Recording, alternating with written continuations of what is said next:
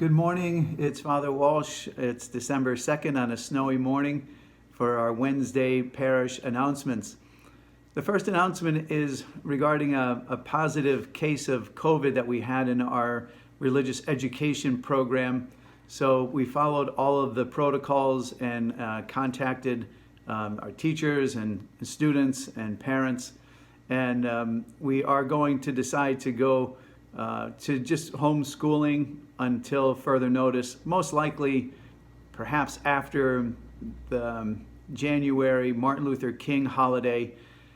So we have packets that are going to be prepared and available for pickup, and information will be forthcoming about that from Kathy Yaklick for all those involved in our religious education program. It's worked very well up until this point with our hybrid model, and we do have some flexibility with it. And so we just thought, in light of all of the things going on with the spike and a lot of other concerns, that we would go with this way for our students to continue their lessons from home and hopefully continue to make connections for our nursing home as they do Christmas cards for people in nursing homes and things like that in the days ahead. So I want to thank Kathy Yaklick. I know there's a lot of extra responsibilities that have come her way regarding that program and adjusting to the realities during this pandemic. Regarding our Christmas Mass schedule, it was announced a few weeks ago that we are just going to have virtual live streamed masses, one at 4 o'clock at St. Rose on Christmas Eve and one at 10 a.m. from Our Lady of Mount Carmel, also live streamed, and then we'll have communion afterwards. So just a couple of things I'd like to touch base with you about regarding that. Please plan to watch that if you have the ability to on our social media, 3as1catholics.org. And we have the highest quality of live stream, so we hope that it's a good experience for you as you pray the Mass. I would say dress up, as you would as if you're going to Mass, and be prepared to just maybe light a candle. And as you pray through the Mass, then get in your car and come over to where the distribution of Holy Communion will be. And again, there'll be further details about that. And we're going to do our best to make sure that that's well organized.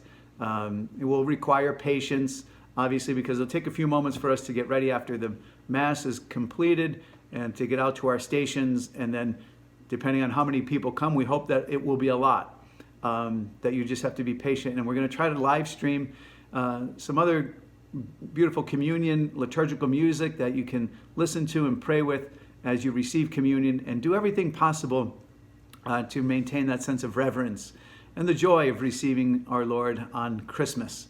I think certainly it's going to be different than any other Christmas before, but we will celebrate with joy and the peace that God brings, regardless of how it comes about in our actual celebration.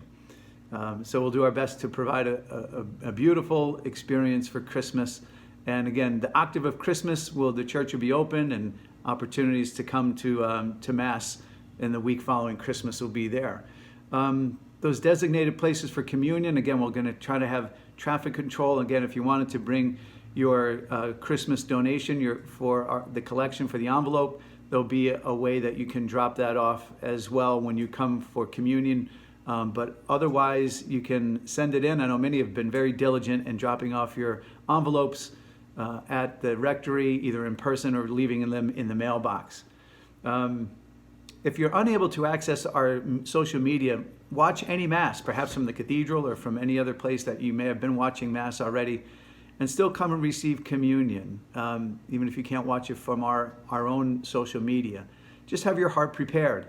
And again, we don't want this Christmas to be downer because we're not able to have the in-person Mass. It'll still be very uplifting, and the experience of the joy of receiving the Lord in the Eucharist will be paramount. And so keep that in mind, and God will provide and lift us all up in the midst of it. So just a few things in addition to the Christmas Mass schedule tied in with Christmas. We are having the giving tree, and if you can pick up one of the angel ornaments that are on the tree, buy the gift and bring it back, hopefully before December 14th. That's when they're going to have Catholic Social Services organize the giving away of the toys and the gifts that are brought. So thank you for everyone participating in the giving tree. And lastly, today on Wednesday, tomorrow we're going to be starting the community meal. It will be takeout only. Hopefully that word has gotten out in the community. Again, if you know of anybody, please spread the word. We have it here at St. Rose. Doors will be open at noon. Our volunteers are ready. They're going to prepare the meal that is brought up from St. Francis Soup Kitchen and have it in bags to go. So thanks to all those who are coordinating that effort. And thank you again for tuning into these announcements. Have a great week and God bless.